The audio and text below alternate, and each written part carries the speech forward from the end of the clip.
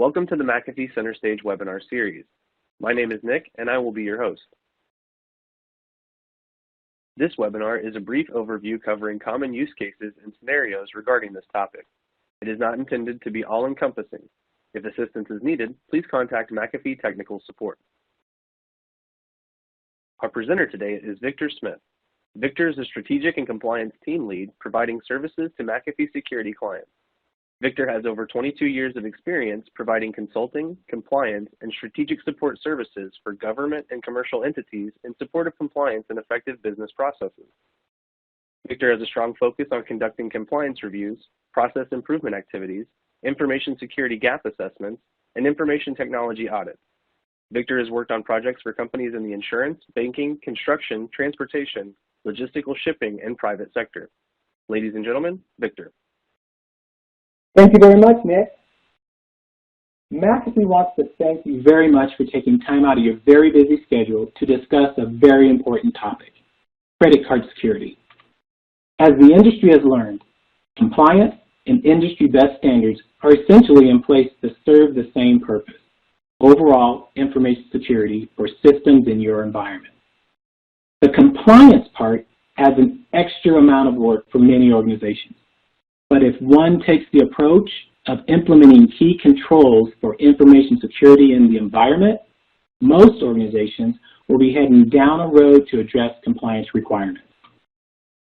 In this webinar, we will focus on the payment card industry, PCI, data security standards, DSS, applicable to organizations who process, store, and transmit credit card data.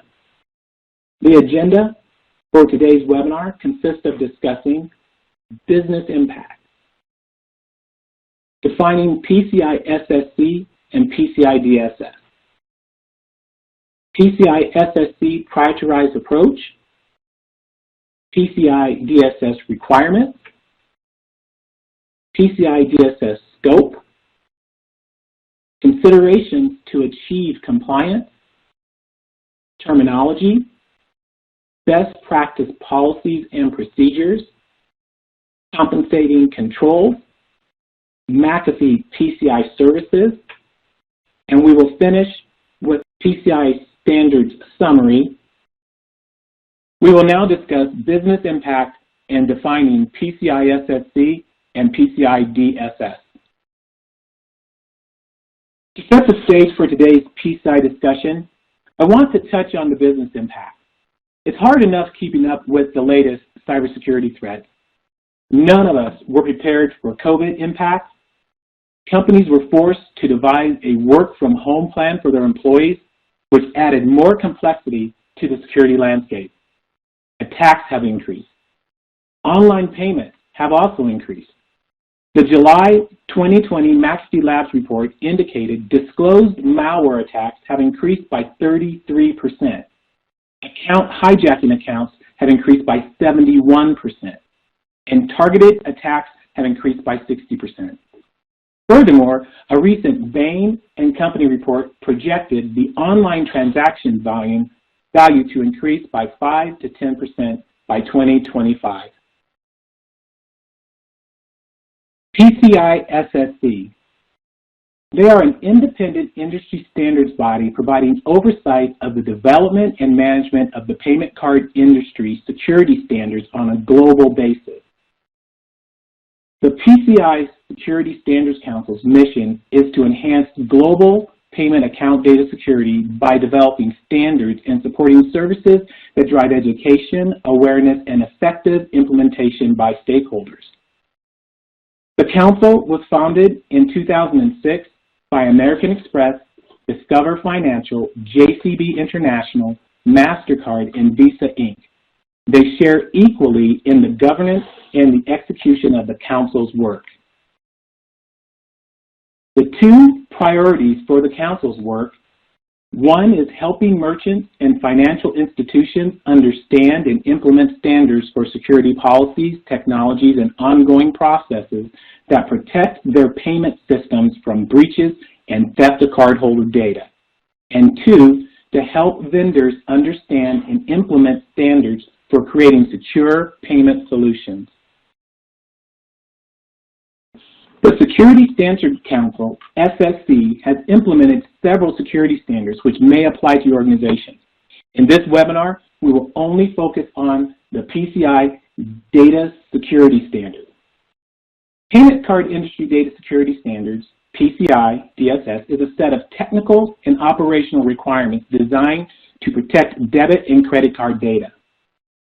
The Payment Card Data Security Standard provides a detailed 12-requirement structure for securing cardholder data that is stored, processed, and/or transmitted by merchants and other organizations. Maintaining payment security is required for all entities that store, process, and transmit cardholder data. The credit card brands enforce the requirements, which include an annual validation.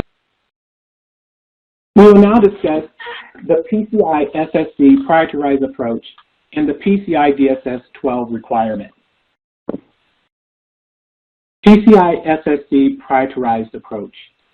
By its comprehensive nature, the standard provides a large amount of information about security, so much that some people who are responsible for cardholder data security may wonder where to start the continuous journey of compliance. The PCI Security Standards Council approach helps stakeholders understand where they can act to reduce risk earlier in the compliance process. The approach framework was created to help organizations who are not fully compliant with the PCI DSS to understand and reduce risk while on the road to compliance. The prioritized approach has 6 security milestones that will help merchants and other organizations incrementally protect against the highest risk factors and escalating threats while on the road to PCI DSS compliance. The 6 steps are: remove sensitive authentication data and limit data retention, protect systems and networks and be prepared to respond to a system breach, security payment card applications, monitor and control access to your systems, protect stored cardholder data, and finalize remaining compliance efforts and ensure all controls are in place. No single milestone in the prioritized approach will provide comprehensive security or PCI DSS compliance, but following its guidelines will help stakeholders to expedite the process of securing cardholder data. The prioritized approach and its milestones are intended to provide the following benefits. It will provide a roadmap that an organization can use to address its risks in priority order. It is a pragmatic approach that allows for quick wins. It supports financial and operational planning. It will promote objective and measurable progress as an indicator, and it will help promote consistency among assessors. PCI DSS high-level overview. I wanted to take a minute and kind of cover at a high level the 12 requirements, because you're going to see that they focus on some of the similar concepts as even the prioritized approach. The PCI Data Security Standards helps protect the security and safety of credit card data. The standard sets forth the operational and technical requirements for organizations accepting and processing payment transactions and for software development and manufacturers of applications and devices used to support those transactions. The Payment Card Industry Data Security Standard provides a detailed 12-requirement structure for securing cardholder data that is stored, processed, and/or transmitted by merchants and other organizations. Maintaining payment security is required for all entities that store, process, or transmit cardholder data. The 6 high-level categories of the overall 12 requirements are to build and maintain a secure network and system, protect cardholder data, maintain a vulnerability management program, implement strong access control measures, regularly monitor and test your networks, and maintain an information security policy. We will now discuss PCI DSS scope. The PCI DSS compliance, it focuses on the scope of your cardholder data environment. The PCI scope is a part of your environment that must meet the 12 requirements stated in the PCI Data Security Standards. The scope is a combination of people, processes, technologies that interact with or could otherwise impact the security of cardholder data, CHD. The cardholder data environment encompasses all the facets that people do in their daily processes using technologies in the various locations that support your organization. It is very important to note that if your organization has locations such as retail outlets or data centers, corporate offices, call centers, that you also include them in part of the cardholder data environment, as well as to be considered in the PCI DSS scope. In this section, we will cover considerations to achieve compliance. Considerations to achieve compliance. McAfee, through experience working on many PCI DSS assessments over the years and providing PCI DSS consulting in several business industries, has developed 10 activities which will greatly assist an organization's PCI DSS compliance project and leverages many of the tasks outlined in the PCI SSC prioritized approach. We're now going to cover those 10 items in detail. Step 1, scope the cardholder data environment. Before I get into the details of this particular activity, I think it's important for me to define cardholder data environment. The cardholder data environment consists of computer systems or networked IT systems that process, store, and or transmit cardholder data or sensitive authentication data. CDE also includes any component that directly connects to or supports this network, which includes people, facilities, and processes to support the overall credit card processing. The Payment Card Security Standards has released a supplemental guide for scoping and network segmentation. Accurate scoping involves critically evaluating the CDE and the connected to system components to determine the necessary coverage for PCI DSS requirements. It provides important activities as a first step of a PCI DSS assessment so that you can accurately determine the scope of the review. Properly scoping your environment is the most important initial step of becoming PCI compliant. The scope of the cardholder data environment determines the extent to which all PCI DSS controls must be in place. If an asset is in scope, all controls will apply. If an asset is not in scope, then there is no concern for PCI. It is very important to keep in mind that PCI DSS compliance is more than just the systems which access, store, or process, as well as transmit cardholder data. An organization needs to keep in mind the other business functions which support or are connected to the credit card processing. When it comes to scoping for PCI DSS, the best approach is to start with the assumption that everything is in scope until verified otherwise. When properly implemented, network segmentation is one method that can help reduce the number of systems components in scope for PCI DSS.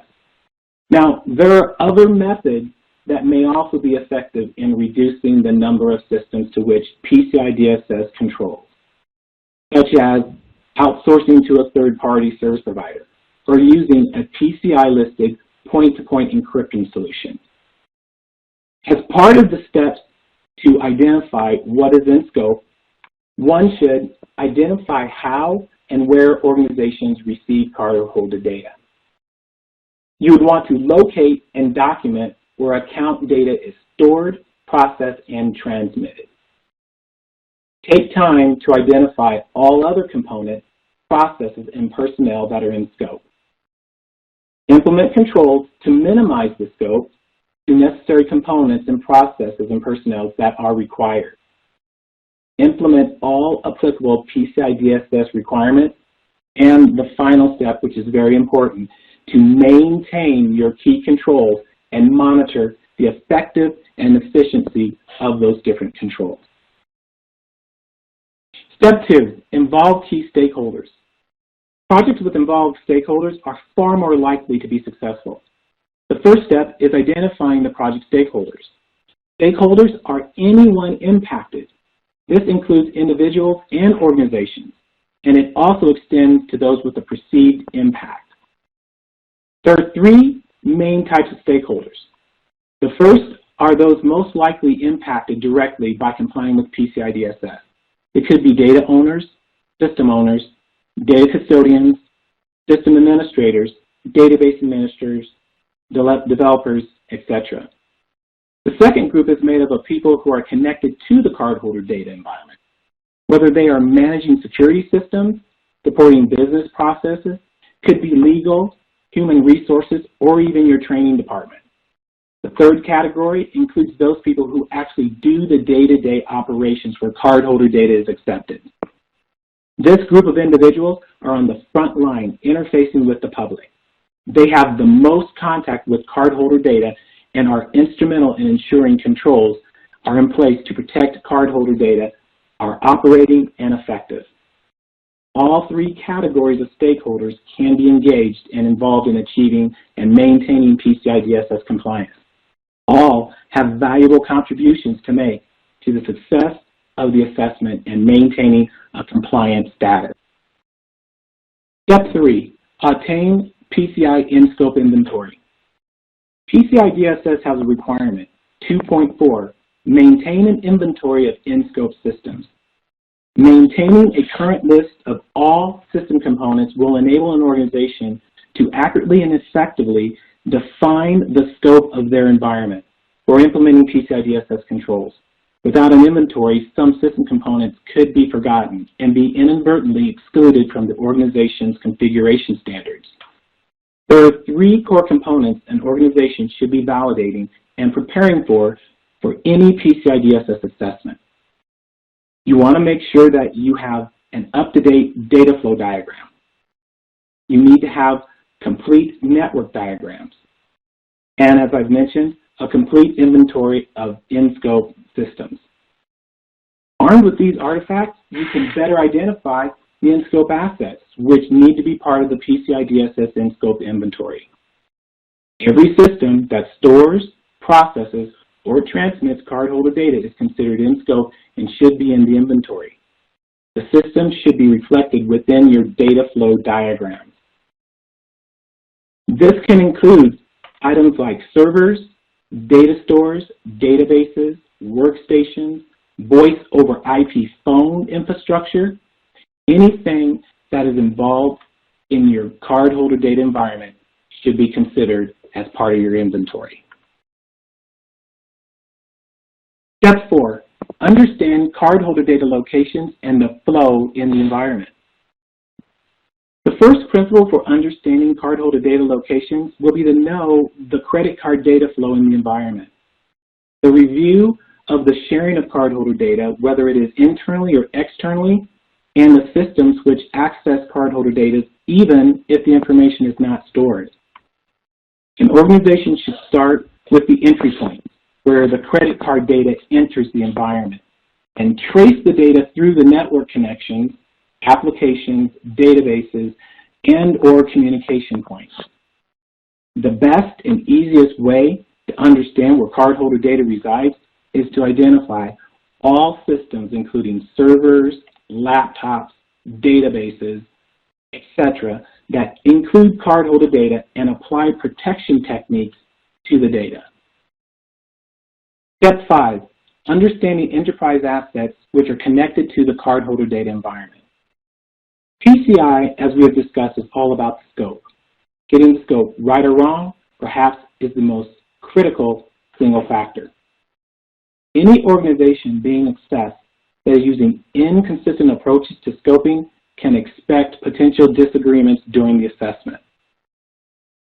While determining scope is the responsibility of the assessed organization, validating the scope is the responsibility of the assessor. A great place to start would be to ensure the inclusion of all systems on the same network. Make sure you include all security systems, and you have an understanding of the e-commerce redirection methods. Step 6, ensure policies and procedures are in place. PCI DSS requires all organizations to maintain a policy that addresses information security for all their personnel. The PCI DSS requirement 12 requires the assessor to examine the information security policy and verify that the policy is published and disseminated to all relevant personnel, including vendors and business partners. The assessor will review the security policies to verify that the internal organization review is conducted at least annually and that the policies are updated whenever business objectives or the risk to the environment changes. Step 7, determine if segmentation is in place. PCI DSS allows an organization to use network segmentation. Now, an environment without segmentation is considered a flat network. I want to share with the audience that segmentation is not a PCI DSS requirement. However, it can be used to reduce the PCI DSS scope. The segmentation implemented must be documented, which will allow for the assessor to describe how the segmentation was implemented. The assessor will have to identify any of the technologies that were used that supports the segmentation. And the assessor will have to describe the methods that they used to validate the segmentation was in place, effective, and operating correctly. Step 8, perform a gap assessment. In the world of PCI DSS, they do mind the gaps. You do not want those, as those are issues that will prevent and slow down your compliance endeavor. Complying with the payment card data entry standards can be complicated and time-consuming. By identifying gaps, an organization can create a snapshot of the PCI DSS compliance, they can identify areas requiring immediate attention, and they can avoid data breaches and the associated negative effects that go with that. An organization should leverage the PCI DSS template. That will give them the best direction for whether or not they're in line with the standards. And they should identify where the organization does not meet the spirit and the intent. A PCI DSS gap assessment is the identification, analysis, and documentation of areas of non-compliance with the payment card industry data security standard. Step 9, evaluating compensating controls. Compensating controls were introduced in the very first PCI DSS 1.0, and it provides an alternative for security requirements that cannot meet the direct requirement. According to the Council, a compensating control must meet the intent and rigor of the standards, promote a similar level of defense against any stated requirement. It says it has to be above and beyond the other PCI requirements. So it's not simply just using other PCI standards to try to satisfy this particular need. And it has to be commensurate with the additional risk imposed by not adhering to the original stated requirement. Step 10, perform the assessment. This assessment is put in place to reduce the risk of payment card data loss by preventing, detecting, and reacting to potential breaches. It's important to note that just because the system is not in scope, that you do not need to have standard security controls in place, because they could still pose a risk to your environment. And the ultimate objective is to strive for ways to maintain a continuous state of compliance throughout the year, rather just simply ensuring that you're going to pass the assessment at that particular point in time. In the next section, I will spend some time on some commonly used terminologies and some best practices for policies and procedures, as well as provide an example of compensating controls. The payment card industry has several acronyms that they use, and these are the cornerstone to the definition, and it also provides clarity to the overall concept. CDE is the cardholder data environment. CHD is cardholder data. SAD is sensitive authentication data, and account data comprises cardholder data and as well as sensitive authentication data. Best practices for policies and procedures. PCI DSS requires all organizations to maintain an information security policy that addresses security for all personnel. The PCI DSS Requirement 12 requires the assessor to examine the information security policy and to verify that the policy is published and disseminated to all relevant personnel, including vendors and business partners. The assessor will be tasked to review the security policies to verify that an internal organization review is conducted at least annually and the policies are updated when business objectives or the risk to the environment changes. Examples of compensating controls. I mentioned earlier in the webinar that the PCI DSS allows an organization to introduce a compensating control when their key control does not meet the intent or rigor for the standard. This very first example is for segregation of duties. This particular segregation of duty was put in place as an internal control that was designed to prevent error and fraud by ensuring that at least two individuals are responsible for separate parts of the task.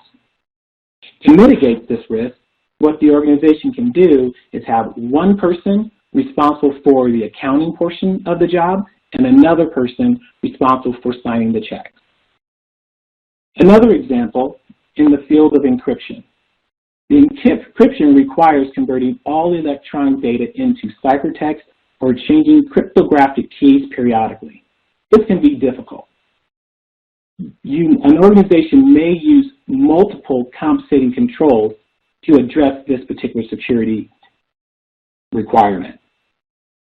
Compensating controls in lieu of the comprehensive data encryption might include the use of data security applications or services, a network access control, or some type of data leak protection strategy. The compensating control worksheet. This is a defined template that the PCI SSC has put in place. And this is what is used to document the overall compensating control. There are 7 basic rules that must be followed. The first one is you have to identify which requirement the compensating control is for. Identify the reason that you have to use a compensating control. Define the objectives of the compensating control. And you also want to take time to identify any other risks that the organization may face as a result of implementing the compensating control. You have to identify and define all of the compensating control components. You want to identify what procedures would be followed to validate the compensating control. And the final step is to identify what procedures are in place to continually maintain the compensating control. I'd like to take a little time to talk about McAfee's PCI services. I'd like to take a minute and speak to McAfee PCI services. McAfee is an approved Qualified Security Assessor Company, QSAC. McAfee is an approved scanning vendor in ASV. All of these services are provided under the McAfee Advanced Cyber Threat Services Act, and that includes PCI Compliance Services, a Level 1 ROC, a self-assessment questionnaire, gap assessments, or other services such as policy development. Our ASV services includes the quarterly vulnerability scans, and we provide a PCI DSS approved ASV report. As part of the process, we will define the scope for the external vulnerability scanning, which will be conducted over the internet, and we also let our team review the results so that they can resolve any false positives. And one other great service we offer is penetration testing.